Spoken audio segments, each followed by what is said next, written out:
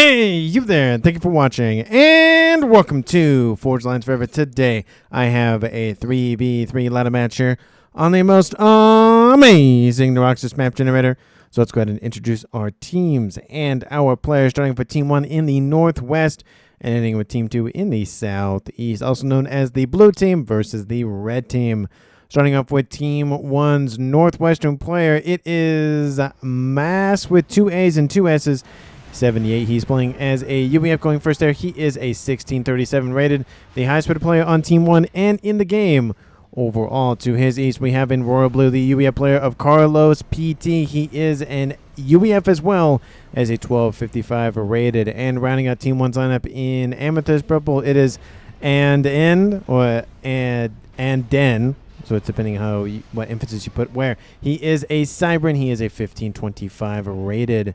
So for Team 1 side of the map, they have 2 UEF and a Cybran, no Aeon, and no Seraphim Tech for Team 1. Starting up for Team 2's regular side player, we have in Ruby Red, it is Rosanna playing as a Cybran. He is a 1580 rated highest rated player on Team 2. To the west in Chevy Crimson, it is a Venara. He is a Seraphim. He is a 1390 rated. And to his north in Orange, the color Orange, he is not, in fact, colored in blue. He is in fact orange, but his name is blue. So again, just to point that out, his name is blue doesn't mean he is in the color blue. He is in, again, orange, the color orange at 1396 rated. So for Team 2 side of the map, they have a UEF, a Cybran, and a Seraphim, which means Team 2 only lacks the Aeon faction. And with Team 1 also lacking Aeon faction means there are no Aeon players. Apologies to those loyal to the princess. Hopefully you enjoy the game nonetheless. And for these 6 players on the map, let's take a look at the reclaim situation. Currently sitting at 11, almost 12,000 mass in reclaim, which makes it about 2k mass per player. So total mass on the map, not great. You know, divvied up, it's pretty good per player. So definitely worth scourging around the map for it. We do see this map is a little different. There's essentially a pretty well-defined, this is the top lane, this is the bot lane, and then this is the jungle / mid lane right here. It's kind of broken up by this midsection here, but a lot of unusable map territory for land. So I expect a lot of flying around the middle, maybe some edging on the map here, but for the most part, it's going to be just in the middle of the map. So a lot of AA, and of course, besides that, a lot of shielding. Taking a look, the map does have some mexes. There is not a lot of them, no. In totality, for these players to grab, there is a Trimax position on the western and eastern side, and then 2 quad mexes in the middle with a twin mex here. And there is a Trimax position in the north and in the south with some mexes dotted around the main players' base, as well as some mexes kind of along that path and then in the corners. So there are mexes to grab. Are there a lot of them? No. Is there a lot of reclaim? Not really, no, but there's some. The average is about 2k, so that's pretty good. And again, the main focus is going to be essentially on the map. You're going to have 1v1, 1v1, 1v1. We saw Team 2 very briefly say, you go this way, I go this way, and you go this way, essentially, and that's exactly what's happening. We do see that Team 1's mid player here of and then might be the first player to encounter Team 2, or at least somebody from Team 2 being blue. And it's going to be a long walk on that western side to go after the corner of the map. I do kind of feel like I'm watching a League of Legends game, except technically it looks like this instead of this is more of a reversed orientation. But hey, tomato, potato, it's about the same thing. Watch out for drops and attack missile launchers, says Rosanna. Definitely something to think about with, again, the very hemmed in environment, very thin environment along the edges, and again a little bit of breathing room, but not a whole lot. Again, anything that can jump the territory, whether it be transports, whether it be just aircraft in general, whether it be artillery, missiles, something, that's going to be the main focus of these players, getting something that can traverse the environment a lot easier than sending land units all the way around or all the way around or all the way around kind of thing. We do see both of the mid players for our teams have gone with gun. It is a Cybran versus UEF affair. So it's going to be gun speed and range, so increased speed and increased range versus increased damage and increased range, which means as well that Team 2's blue has a slight advantage in hit point count at about 2k, but we do see stealth coming online for Aden. That will give him that extra 2,000 hit points to make it an even 12v12k fight. But again, it does give him a stealth field generator, so unless Team 2 has visual or they have Omni in range, they can't see him. So if he's in the fog of war and they don't have Omni, good luck seeing him. We do see essentially Team 2 getting the better end of the deal on the south and Team 1 getting the better end of the deal on the northern side. No possible conv-com actions for probably the eastern side yet. It's a lot of building up of units fighting back and forth. It is a Cybran v UEF affair, so again, hit points in favor for Team 1 there. And in the southwest, it is Seraphim versus UEF, so a slight hit point advantage at only 500, so very, very minuscule at those numbers at that point. Conv action has occurred between Anden of Team 1 and Blue of Team 2, with Anden immediately following that up with engineers to get mexes on the map. Team 1 at about the same amount as Team 2. Those numbers, again, will constantly fluctuate, but for the most part, teams are relatively staying locked in step with one another. Gun started for Carlos in the east. No gun or anything else coming online for Rosanna yet. Looks like it's still conv-com over on the western side of the middle. A little bit of units poking in from Team 2 on the northeastern side of that middle. They're not going to get that far in. Again, they're going to get to here, maybe kill off a couple of mexes and then that radar system. And then at that point, it's just conga lining for Team 1. So those forces are going to be kind of easy to intercept from Team 2. So no real crazy thing. But again, it does distract for a tiny amount of time, which might give Blue enough time to move in. We do see he is going to repair something, looks like that triad, and just get that online. A little bit of PD creeping happening for him. Nothing too crazy yet. He's not pushing in, just to try to establish some sort of front line. Eastern side T2 started for Carlos. Guns started for Rosanna. So that'll be more hit points for him to deal with unless he goes for a stealth to try to balance that out a little bit more. On the western side, it is Ven Ara versus, again, Mass with 2 A's and 2 S's. And it looks like it's just a PD-based TMD, that sort of thing. No TAC missiles yet. I'm kind of surprised not see any sort of longer range tech yet. Gun almost done on the eastern side for Rosanna. So we'll see if they do it early or not. Again, we have over an hour. I will make a note of that. You'll probably have seen it in the thumbnail. I forgot to announce it, but this is an epic. This is over an hour ladder match. So get your drinks, get your popcorn, your beef jerky, whatever you want to snack on and drink, because it is going to be a long one. Granted, I have sped it up a little bit to kind of even it out, because ladder matches sometimes are a lot of run to the middle of the map, build something, shoot at one another, maybe somebody dies, fall back, do that again, and it's not as engaging because there's half of the players versus like a 6v6.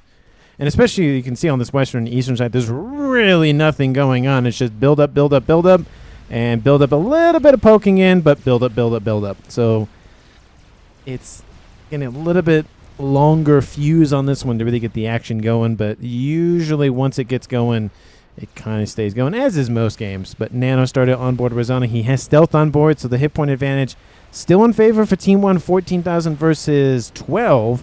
But again, the region will favor Team 2's Rosanna, and that will be able to at least offset a little bit of that disparity. Nano also started for Blue. He is in the yellow. Looks like he's taking some shots from some TAC missile launchers, some mobile ones at least. That's not feeling good. He's getting some PD online, getting some TMV now, just to make sure he survives a long term. Is there an actual TAC missile launcher somewhere? Nothing I've seen yet.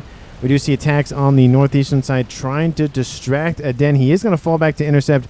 Gun started for Venera in the southwest, and Nano almost done for Team 2. T3 Air online for Team 2. T3 Air online for Team 1. I saw the spy planes and ASS flying around, so I was like, nah, that's obviously an indicator of that. Gun almost done for Venera, done with that. And now we have a little bit of a breaking through and collapsing onto Anden's position. Couple of Team 1's and T2 forces in this mix. Not a lot, though. It does allow Blue to push in a little bit now that the Nano upgrade is done. Anden does have the stealth upgrade online, but again, no regen, which means it's 24 versus 56. That will give Blue a little bit of advantage, but he's already in the yellow, so he needs to be careful. There's one tickle cannon still shooting at him. He's dropping hit points pretty quickly. Needs to make sure he gets back to relative safety, or it's not going to be a good day for him. Eastern side, we have breaking through of the front lines, and Razana not looking too good. He really doesn't have anything to block this incoming incursion of just Team 1 strikers. Is there a Lobo mixed in there, or are they all strikers? Looks like they're all strikers. They did get past. We have engineers moving in to build more mass storages. That's not going to work. T2 gunship on call now, and that should be enough. Maybe a mech or two will die, but at the end of the day, the attack will be thwarted. And that is, again, just due to the narrow neck of environment. It's almost like a trench run happening, again, on the outsides of the map. The inside, a little bit more breathing room, but not by much. TMD just trying to do its best to play missile command, but when those missiles split off, you only have so many shots, and those TMD are slowly being whittled away. The shield might come online to save maybe another T2 TMD, but again, it's only going to be a matter of time before that shield falls. There's a lot of Vipers online. That is the one benefit of Cybern Tech in the mobile missile department is, and the stationary ones as well, is that you shoot the missile, yeah, you're going to take out a lot of the damage, but not all of it, and you get 1,000 of something shooting at you that has reduced damage, it's still going to do a lot of damage. And that shield is down. I would assume that the generator will be the next target. Barely holding on, but not looking too hot. That Team D about to die. It does have a vet, which means it will slowly regen, but it is heavily damaged. We have ASF fighting over top. Looks like Razana just having some discussions about some color schemes against his UEF opponent, saying that Geminis are better versus the Wasp. But we do see that Blue has now walked out. He's regen back up into the green. So a player who is on the red team, colored orange, who is named Blue, talking about the color green. You want to throw some purple or some like yellow color in? Make this just a really weird color conversation about colors on a red map. With that, we do see we see Splash coming online for Venera, which means one of two things: either he's going to just full send it into the comm and try to get him, or he's really trying to stave off an invasion, which both things are valid, but I think he's going to go for nano after this, maybe even go advanced, and he just might walk into the comm and say bye-bye. He has no upgrades on board, so he's not going to have any regen advantage or hit points advantage or anything. So technically Team 2's Venera will have a huge advantage with the increased damage per shot of that commander's new gun.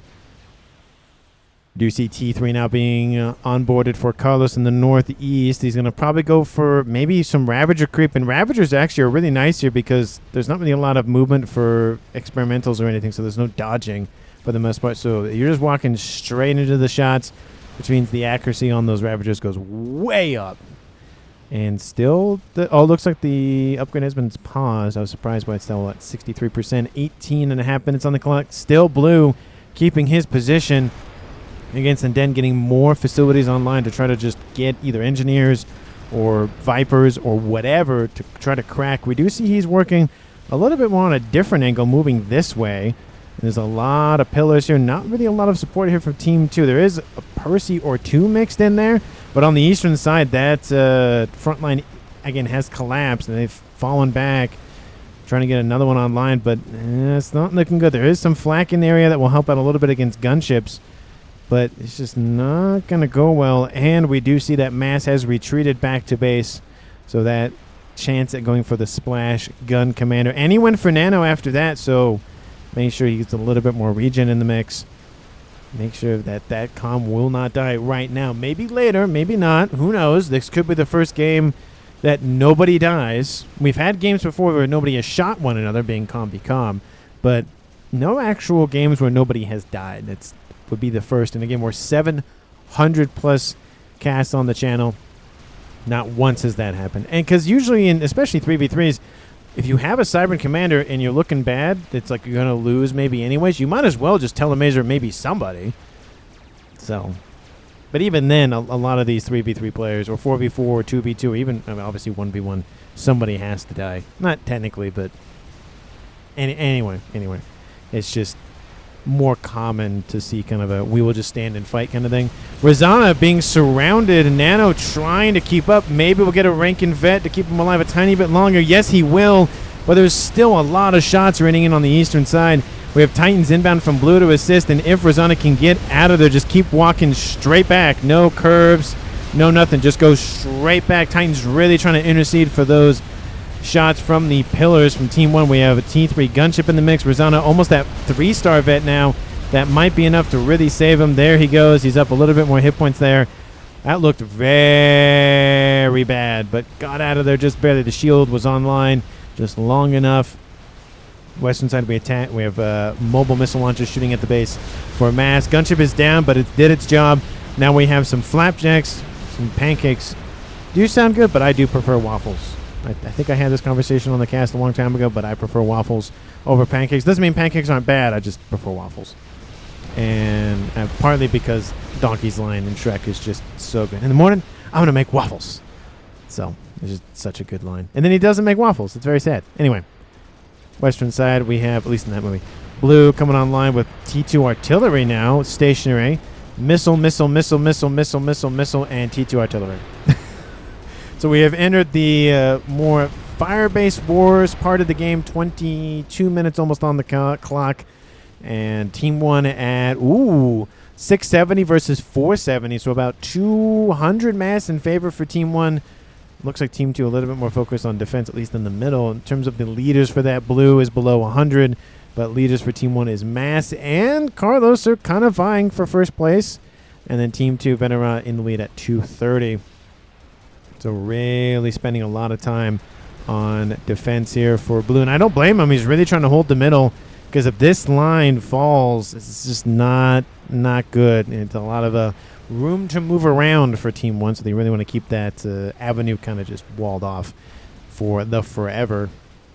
We do see ASF contingent from Team 2 engages and wins the fight, so Rosanna not having a lot of ASFs online, but still, 26 is better than having it down by 20 or so. So Team 2 has air control just slightly, maybe strats, maybe Corsairs, maybe more gunships. We do see a little bit stacking up.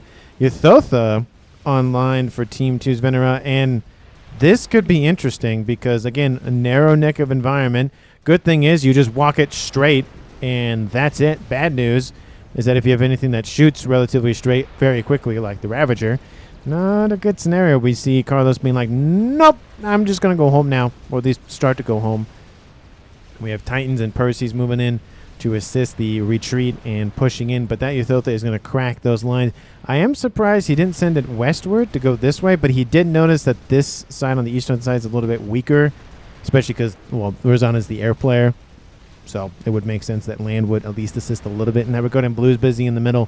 We have some Percys walking around. Don't know why they're walking back. Looks like not pillars, but bricks and everything else has been stacking up, and there's also some Percys here for Team 1's and Den, which makes me think he got either them handed over to maybe by Mas or maybe even by his other UEF teammate of Carlos, but he's getting some UEF assistance in that regard. Kind of surprised he doesn't get a T3 engineer and just build Ravagers and just crush this position, but T3 coming online for blue. He's being shot at by a lot of missiles. He does have regen to keep him alive. Actually, has a little bit of regen. Looks like he got rid of his nano. And he's going to fall back. I thought he had... Did he have nano? I thought he had nano. No, he did. That's right, because the nano for the UEF comm is on the right side. Or technically left side, but right in the line of upgrades. Western side, standoff tactics. Looks like Team 1 a little bit better, but nothing too crazy. T2 air facility, very far forward. Kind of surprised about that. Just building scouts, it looks like, just to get some vision. I love that, though. Team 2 trying to get some constant sightings on Team 1. Just be a verse of what's going on. Oppressed? Not oppressed. Oh, what's the word I'm looking for? Maybe it was a burst. Just they're kept up with what Team 1's up to, essentially. There's a word for it. I just can't think of it. We do have the chicken not moving in. I think you noticed all of the Percys and whatnot and went, nah, it's not worth it. Maybe we need a second chicken. And maybe that'll be enough. We have gunships inbound. Looks like they probably tried to catch Carlos going back home, but they're going after some T3 mexes at a minimum. This will be really good for cutting out Team 1's legs, or cutting them at the knees at least, and dropping them down. We do see the eco is going to drop. That's 27 mass. That's going to be another 27 mass, and that's going to be another 27 mass, making it 81 mass. Oh, they don't get it. It's still 54 mass a second, so it does narrow that gap a little bit. Total mass accrued, not terrible behind for Team 2, less than about 80,000, or roughly about 80,000. But the Uthiltha for Team 2 does go west, so that's not really going to help. A Fat Boy on this map for the UEF is good and bad. Good because it's just long range, and again, stuff can't really move and whatnot, so you're trying to avoid the shots, and it's kind of hard to. I don't think the Fat Boy has enough either range or the shots have enough arc to go all the way over in some sections, so it's not, wrong button, as effective. For example, maybe putting a Fat Boy here and shooting it into this base. I don't think it has the range for that. And even if it did, you're hitting a lot of the mountains, so it's not as effective, which might give some players some pause for going for tac missile snipes and all of that sort of stuff. And SAMs. Yes, Rosanna's saying they have 2 air players. They slightly have air, make flak, and SAMs. Love that. He's really thinking about just getting tons of AA to guard all of the everything, especially that, kind of slice that triangle just to make sure that there is a lot of air coverage and not just lining up and calling it a day, being like, build some here and space it out, build some more here, space it out, build some more here, just getting a layered defenses just like onions. Very important because you can blitz through AA defenses if there's only one line, and then your bombers or gunships or whatever we exist now in your base. Not going to be a fun time for you. Food for thought. We do see still not really a lot of movement, but that Uthiltha will shake things up. A couple of T3 mobile artillery units, those demolishers. We do see some shots inbound. A Fat Boy has been started by mass, but I just don't think it's going to finish. We do see a Ravager coming online. That will help for sure, but I just don't think it's going to do much. Team 2's Rosanna pulled back his chicken, and that's a lot of room to move on the chicken. It does pull the mass from the dead units towards Team 2, so it makes it easy to reclaim. ACU is coming online for, of course, scaling eco. We have the Uthiltha going straight in for the ball of shielding, and, of course, the little line of Ravagers here. But the Uthiltha will be falling back once again. Nice little back shot there. Being able to shoot while it's walking behind, or shoot while it's walking away. And artillery still raining in. There's a lot of defenses still here. The generator is down, so artillery, well, at least that one's back up. The other one, I think that was it only one? Maybe it was only one. Fat Boy is denied. So at bare minimum, it would take them even longer to get an experimental online. Kind of surprised, no monkey or crab, but Enden's going to build one now, which will help completely demolishing this position. Blue has been slowly being whittled down, and eventually he'll be out. Shield field coming online for him. I don't like it particularly as much because it's severely weaker than the personal UEF shield, but it does not cost a lot of income. So it does build very quickly and gives him, just a boost, and it's a AoE shield. He's able to build shielding while underneath his own shielding. His shielding will collapse pretty quickly, though. So there it goes. It does help to fully regen back up, though. That is the one benefit. Less capacity means once it's down to 0, it takes a short amount of time to get back up to 100%, because shields, once they're down, they have to regen to 100% to be able to click back on, regardless if it's mobile or not. Ooh, that's a lot of ASFs for mass. He's massing a lot of ASFs. Oh, there's a joke there. There we go. There's my dad joke for the deck. 93 for Team 1. And only 33. We do see Carlos is in the air game as well, 26. So over 100 and, let's say, 20-ish ASFs for Team 1. That's air close to supremacy for Team 1. I'm surprised they're not using it as much. They're probably being very cagey, because there's a lot of AA being deployed by Team 2 if they've noticed. Transports have dropped off engineers for not only reclaim, but also just getting something to materialize. Lots of dead stuff up here. That's a lot of potential reclaim for Team... That's still the wrong button. Team 2, take a look at reclaim on the map now. We started at 11,000. We're up to 30. Total reclaimed between two teams. We have 28 and 36. So a little bit of the lion's share for Team 2, but nothing too much.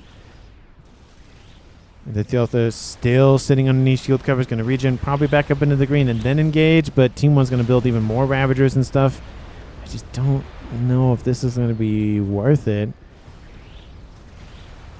We do see Rosanna going for experimentals What did you build? I would assume it's going to be... Oh, it's a megalith. Nice to see that. So we have a crab and a chicken moving in. Ooh. That is not only one nuke. That's not only two nukes. Those are three nukes. One of them is just built. One of them is a quarter loaded. One of them is almost loaded. I was going to say, please don't build four. That's a lot of nukes in one location. Team 1's going to see it if they haven't seen it already. And there it is. They know where the comm is, and they can see the nukes. There's the pings going. There's the thing there. Team 1, do you have adequate SMD coverage? You're building are you loading one now? Team 2 has 3 nukes. Not loaded yet, but there's silos about ready to fire. And if this one goes to the middle of the map for this army, I'm going to be a little disappointed, but it is definitely a threat.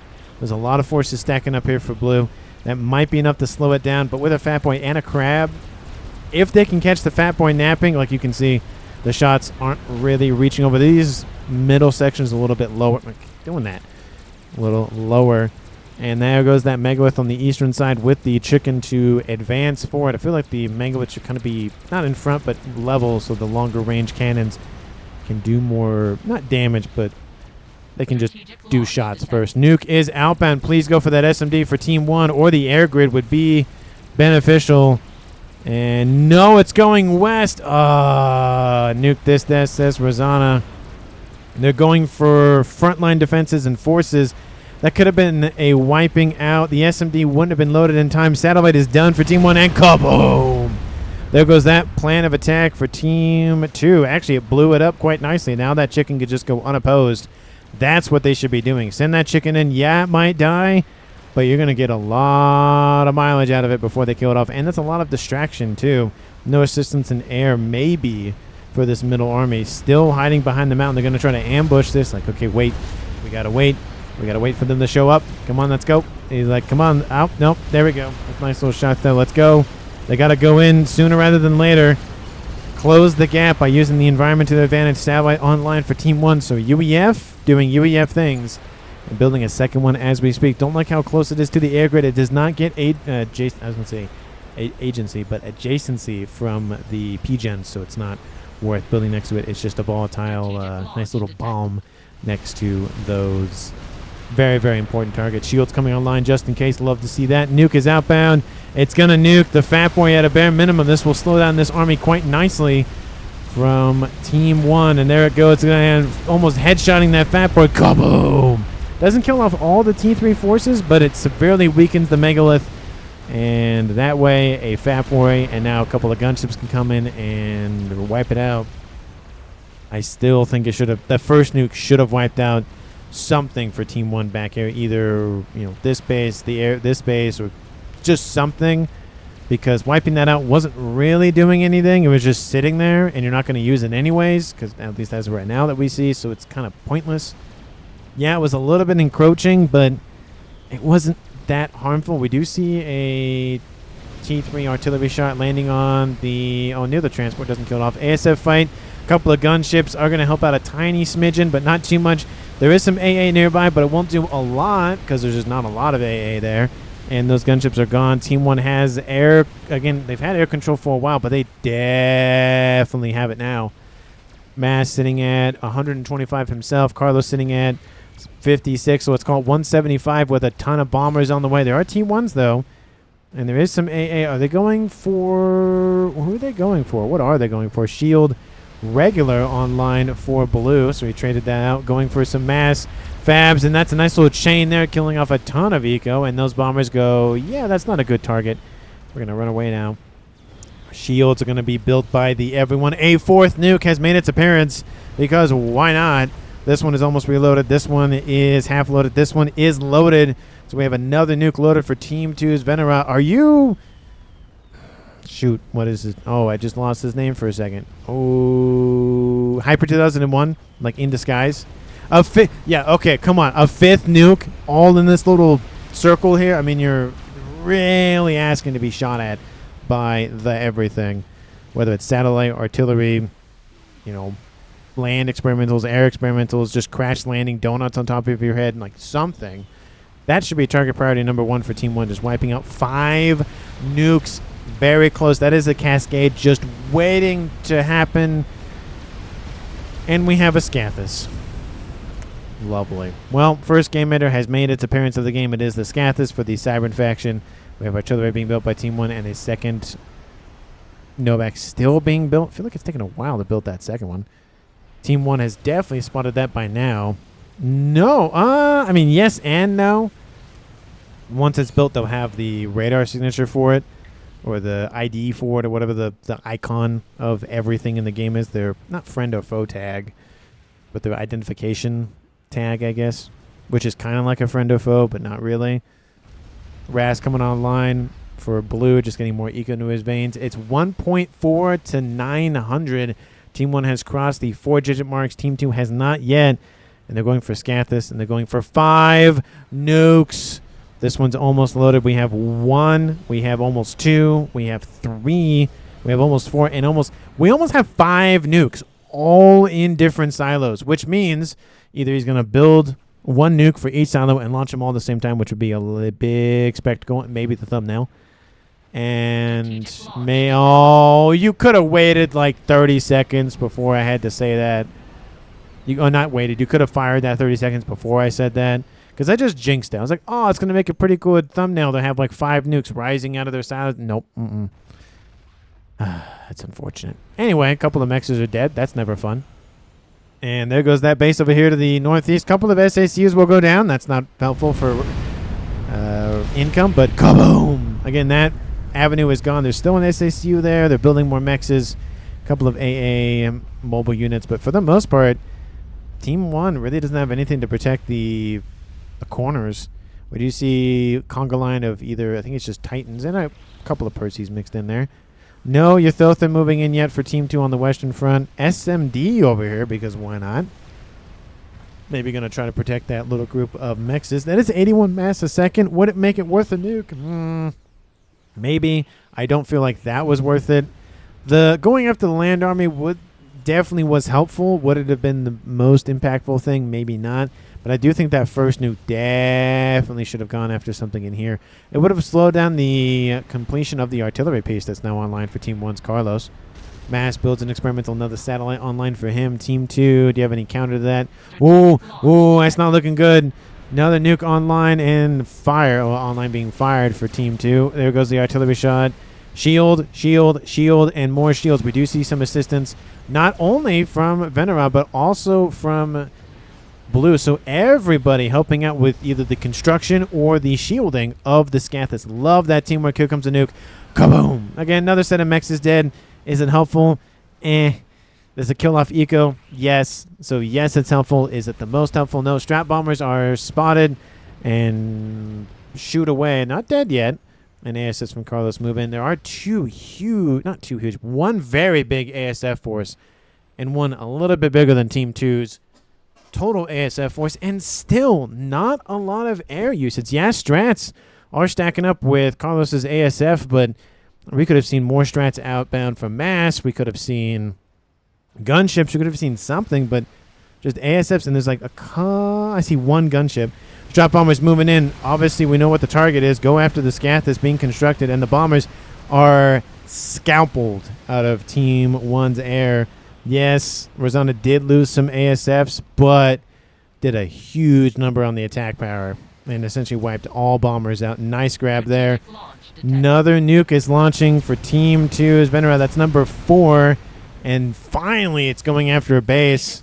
Another nuke outbound once again. And this is what you got to do. You load, and then you fire until something blows up. Another nuke outbound. There's number 3. And there's number 4. Oh, please tell me you got a 5th one loaded. You got another one? Oh, there it is. There's number 5. Back to back to back to back to back. I think I counted right. First one is shot down. Second one is shot down. Third one is going to be shot down. Fourth one, and I think that was 5. Maybe that was only 4. Oh. But anyway, lots of nukes were launched. Oh, it gets caught just barely by that SMD. You just got to do that like 2 more times, and that might be enough to overwhelm the SMDs from Team 1. Second artillery piece online for mass. That should be transferred over to one of those 2 players just to micro the artillery shots a little bit better. and you can sync them up a lot better, and it's just a better situation. So we have 2 satellites, and we have soon to be 3 artillery pieces shooting at 1 target. Being that another nuke outbound, yeah, it's going to be open season from Venera now. Just launch nukes until the SMDs collapse. This one is now loaded. That one's going to fire. I think he's just on continuously firing until it goes down, essentially. Shields, shields, shields. A lot of assistance here. Love to see that. I would to see some of these maybe split off and build even more shielding here. This looks weaker on this eastern side. Build more shielding over here. Maybe get some overlapping shields from this base to the north. Get a little bit of overlapping from the south. Essentially making that one just huge shield grid. Couple of bombers. Now they do a little bit of damage to the shielding, but not too much. Nuke is outbound, and the first one was shot down. Is this one going to be shot down? Yes, it is. Team 1 is going to be heavily focusing SMDs now, which is good and bad. Good news is, for Team 2, the Scathus is done. So there's that. 46 minutes on the clock there. Attack inbound from the north from a land perspective. There are some ASFs to shadow it, but a couple of the frontline forces are dealt with, and there's now a crab inbound, so good luck with that. And the fact that Team 1 is heavily focusing on SMDs does take a lot of their power away. And if they're not careful, they could lose a lot of mass income because they drain their power. But they're doing fine now. Now, of course, they could have been not doing fine a second ago, and I just missed it. And it's shield, shield, shield, shield, shield, shield, shield, and more shields. We do see some PD just in case the telemaser happens. So love that. We do see some SACUs inbound from blue to help assist with engineering and just build, build, build, build shields.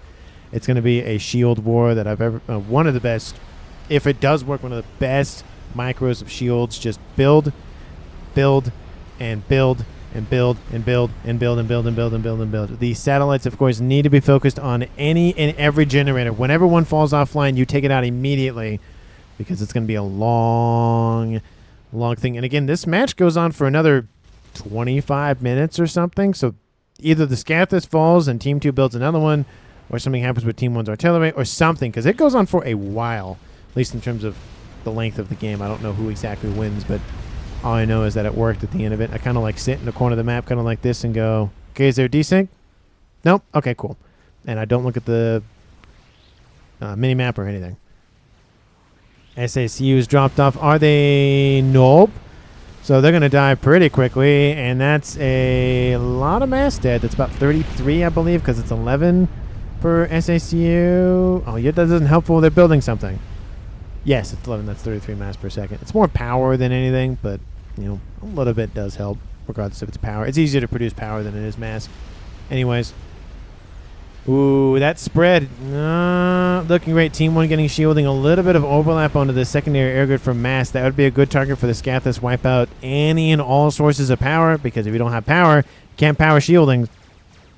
It's kind of in the name of the conversation. And more shields. He's not stopping. Look at this. We have Venera building more shields. We don't see a lot more from Razana. We do see it from Venera. He's building more power to fuel the shielding, and Team 1 is so focused on this, we even see the Scathus moving, that they're ignoring this, which, I mean, is such a huge target. I mean, we're talking about, you know, 25, I don't know, say 1, 2, 3, 4, 5, 6, 7, 8, 9. It's like 30,000 power being generated roughly, and again, all nukes. He's actually paused them all as well, so he's not consuming any power or mass to fund the nuke. He's funding this, if I can talk. He's really assisting one shield, and he's building more in 2 different directions to get as much coverage as possible. I would like to see kind of more like a box formation. We have engineers on all sides, but I mean, he's doing at least the 2 to 4, which is better than nothing. Megalith down the middle. This is not good for Team 2. That might be Team 2's crux. If Team 1 can get in with land forces either from the air or right down the middle or any which way, that might be it.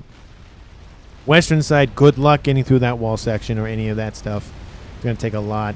In the middle, I mean, the east kind of looks weak, so you'd have to attack both vectors at the same time, and that's not happening right now. Another nuke inbound, so he has one still left over. Some assistance for some nukes just to get one online. That nuke's going to land and kill off that Megalith, and that's not going to be a fun time for that Megalith for Team 1. That's going to be the second one dead in close proximity. Here comes the nuke. Crabs rushing. Bricks rushing in for the crab. Kaboom! Wipes out the crab. And now we see the bricks focusing on new, different targets. Looks like SACU production facilities and PGens. It will be a little bit of an AoE, maybe to wipe out the Quantum Gateway. We have Strat Bombers inbound doing some damage to, or at least try to damage the Scathis. But again, you got to take out the generators because those are gonna pop on and off and on and off. And you'd rather them pop off and stay off than pop off and then come back on. Scathis now changing targets, going after this. He's going after the power production facilities. You take out this, you take out this, you maybe do some damage. Why is there a satellite still there? Did that satellite get killed off by something?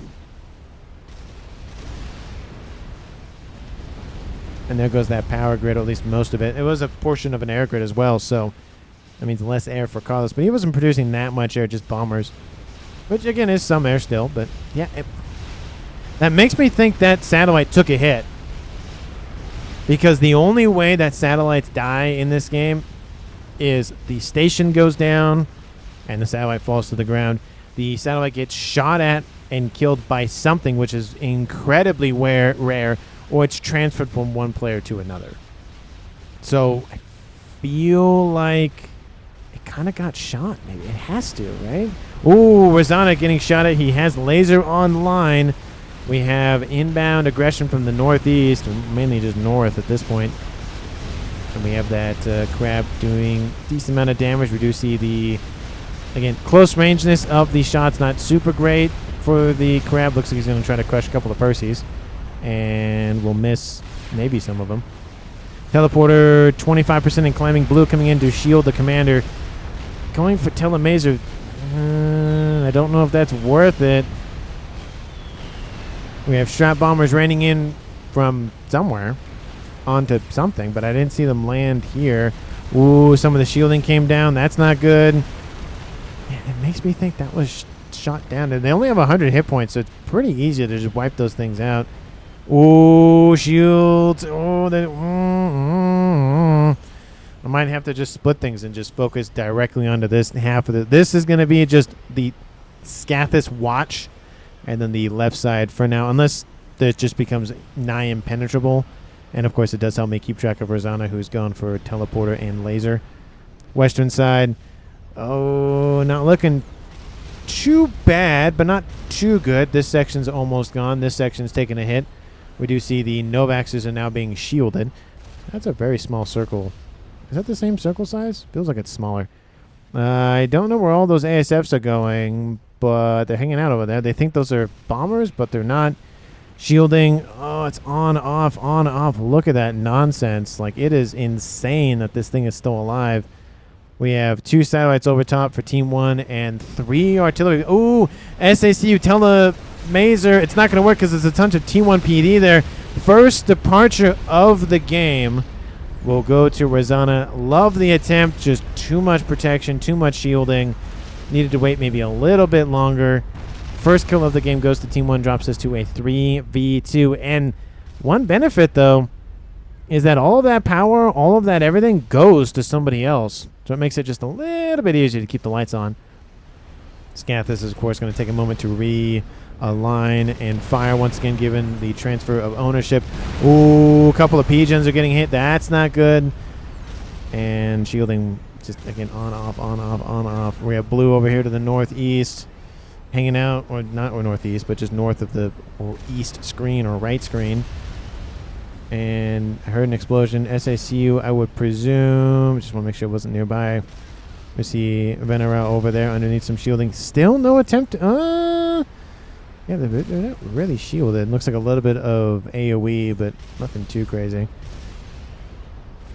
Still, the artillery wars rages on. It's 4 T3 artillery pieces. Five artillery pieces online for Team 1, and they still haven't cracked the shielding. That is nuts. That is a lot of fire. Ooh, that. All those dead engineers. That's not helpful. That's a little bit, again, of the shotgunniness of the Scathis. Oh, the Scathis took a hit. Oh, it's almost dead. That's not good. If the Scathis goes down, Team 1's going to turn attention to the nuke grid, and then it's going to be game over for Team 2. 55 minutes on the clock. Shielding again collapsing, coming back online. We do see some assisting going down, but Venerite building more shielding for blue. It looks like it's UEF and Seraphim, the best 2 shields in the game. One for strength, and just the second one because it's pretty close to strength. Not as good, but you know. Oh, it's just on, off, on, off, on, off. That Scathus is very weak. If there's a little bit of an opening of a gap, these satellites might be enough to kill it off just by themselves.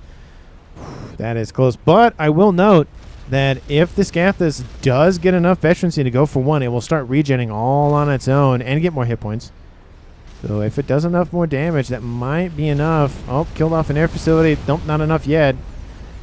More shielding coming online. We have 1. We have 2. Again, 3, 4, 5 artillery pieces online, and still the shielding. Whoa, whoa, whoa. Oh, better not say anything because I'm going to jinx it for Team 2.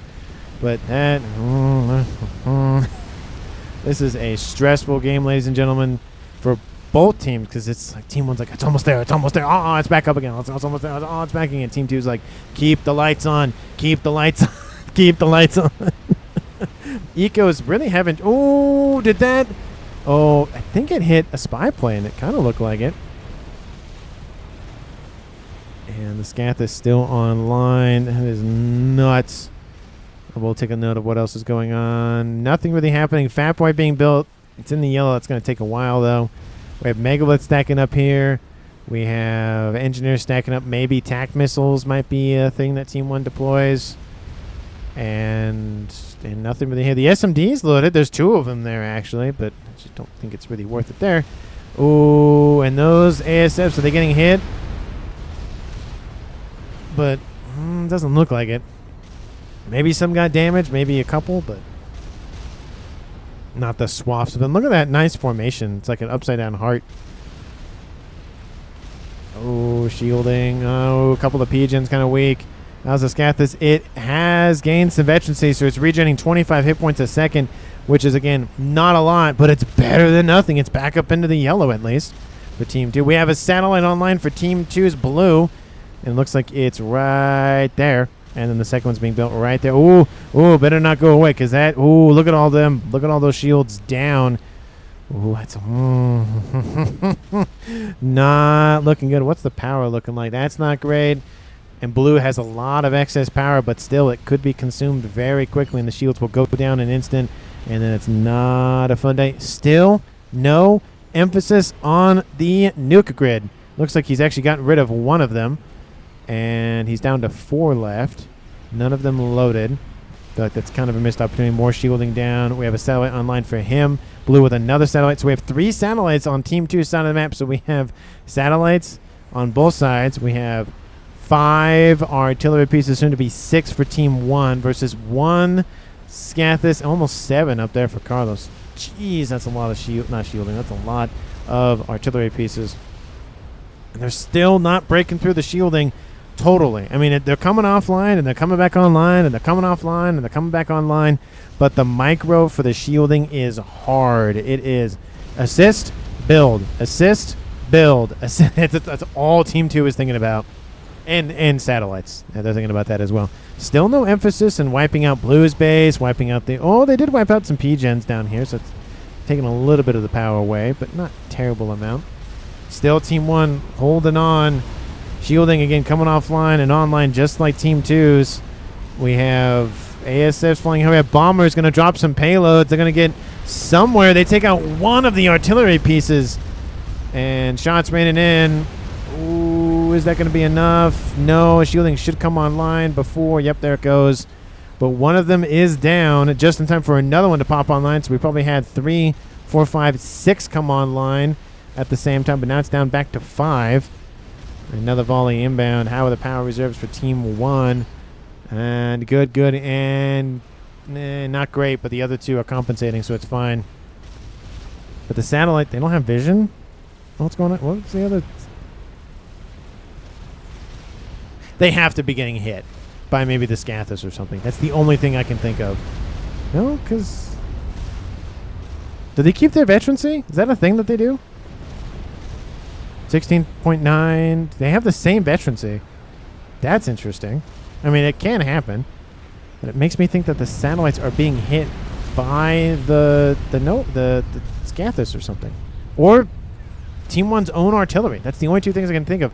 Also, we'll note another artillery piece is down, so now it's down to 4 active for Team 1 versus still a Scathus and 3 satellites, and it still just will not stop firing. Ooh, Carlos down in the yellow. Needs to be careful. Needs to be careful. Again, it is full share, so everything's going to be transferred over to somebody else in Team 1 anyways, but you don't want to just take a straight artillery shot when you don't need to. And another volley inbound. Looking good. Team 1's base looking a little bit more choppy in shield coverage, but look at this nonsense of a shield grid for Team 2's. Everybody was building shielding here. I think MVP, if Team 2 wins, it goes to everybody. Just in general, did a very good job. 1 hour, 2 minutes on the clock in climbing. We have Duke, it's Disruptors, Dukes. You have 4, soon to be 5. That's about to finish. No P-Gens, though, to assist with the fire rate, but now that's online. Number 5 online. And, oh, maybe that was transferred over. See, that would make more sense. Oh, and they're gone, too. That also makes it. Yeah. There goes one of the satellite stations, though, so that one fell out of the sky. Oh, it only shows it on this side of the map. That's right. Oh, this side of the screen. That's right. And we have 2 satellites. And he's going to build a 3rd one. Looks like he got rid of another nuke. He's getting rid of his nukes to fund his satellite project. That's actually probably a better use of those nukes. He's not going to break through the SMDs unless he wipes out all of them. And it looks like he has a target in mind. Take out the power. Take out the things, providing the things for the shielding, and you don't have shielding to deal with anymore. 1 hour, 3 minutes in climbing. We're in epic territory now. And at this point, it's going to be close. We have an explosion in the right side of my face, so my right ear. Right side of my face, my right ear. Don't know what explosion that was, but something blew up somewhere. Shield grid down here. Not looking too good for the remaining of the air grid, but there's a couple of P-Gens, but not a terrible amount of them. And the air grid for Team 1's mass is pretty much gone. It still has his Team 3 air headquarters. Didn't really do a lot with his ASF, though. That's kind of unfortunate. P-Gen will die. And the Novax satellite system is about to go down. So that is the second and only satellite for Team 1. They're just, again, building artillery. I don't know if that'll work. I feel like air probably would have been a better idea. Granted, Team 2 did prep anti-air defenses pretty early, but not enough to stop everything. Speaking of which, we do see a strap bomber running around for Team 2. There's a Megawatt there. The same one that's been there for a while now. It is going to die here because of all the Percy fire, but AoEs on those Percys is quite nice from those bombers and from the FAF boy, of course. Nothing really else coming down the pipe, though. I'll go back to the Scathus because that's, again, if this falls, this base, again, transition to more satellite tech, but there's still nukes there, so very volatile nonetheless. The air grid on the western side, again, is pretty much gone. The Novaxes are gone, so constant vision is essentially gone for Team 1. Yep, this is what they can see. There's no constant vision. They have a couple of, again, Percy's inbound. That's not going to last much longer. And it's just shots, everybody. They can see the 2 nukes that were there. They haven't scouted in a while because those aren't there anymore, obviously, because given the faded out symbols. I'll transfer back over to the full observation mode. Artillery piece in the yellow, still climbing. We have, again, the 2 here. More shielding being built. Teleporter started for Carlos. He is UEF, so he doesn't have telemaser. Nuke outbound from Team 2. He feels emboldened to use it for some reason. SMD goes down. There are still some SMDs in the area. And it's going north straight for that Trimex position that almost got wiped out by those whalers a long time ago. Got the shots running in. Shields still online, but just barely. They're keeping the lights on. Ooh, that's not good for Team 1. That's a huge chunk in the middle. They're still keeping on, some of the generators online, but it's just not looking good. The satellites are targeting the generators as we speak. And that SMD... Oh, that nuke did not land? I thought it was going that way. I guess it didn't? Where did that... I feel like it went this way. Maybe it... No, because it didn't land anywhere. Weird. Yeah, it must have been shot down somehow, but I don't see an SMD up there, so that doesn't make sense. I thought it was going north. It looked like it was going north. I must have missed it. It might have been going right here. Oh, it might have... Yeah, you know, to be fair, it was probably going right here. I just didn't see it because all the orange stuff there. Another SACU goes down. The attack in the middle once again does not work. And, ooh, missile batteries. Love to see those. There are TMD here now. Looks like there was an opportunity for attack missile snipes, but it wasn't enough. I just missed it, it looks like. Focused on a bunch of other things, of course. Carlos finishes his teleporter. Shielding pretty much gone for Team 1. Still has 3 artillery pieces healthy. One of them not so well, but, you know, something's better than nothing. And Carlos will die. 2 satellites. First kill for Team 2 goes to Venera at 1 hour 7 minutes. Drops it to a tie game at 2v2.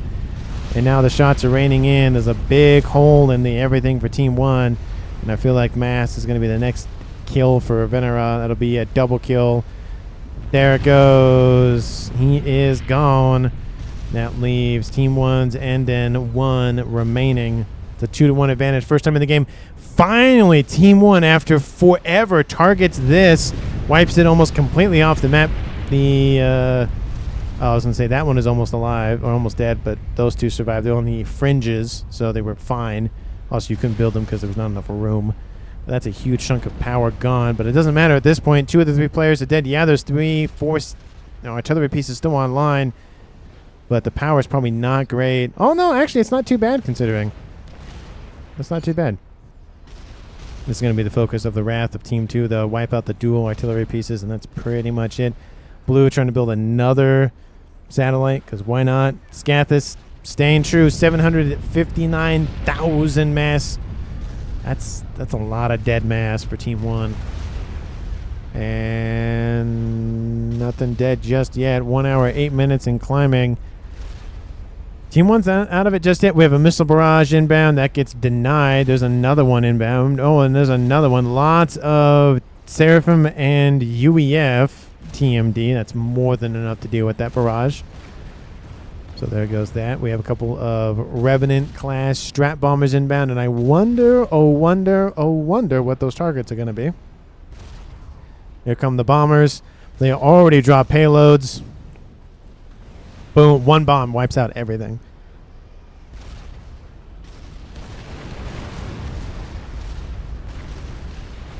And the shielding around the other 2 sets of artillery. There's the one up here, but don't think it'll be online much longer. 1 hour and 9 minutes on the clock. Again, it's...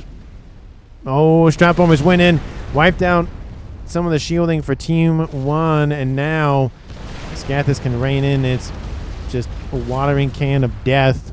Strap bombers will eliminate one of the 4 remaining artillery pieces. Just make sure it's dead. And the second one that was being built there. And at that point, yeah, some shielding has gone here now, but... yeah, it's not really going to work. Looks like maybe a surrender for Team 1. Who knows?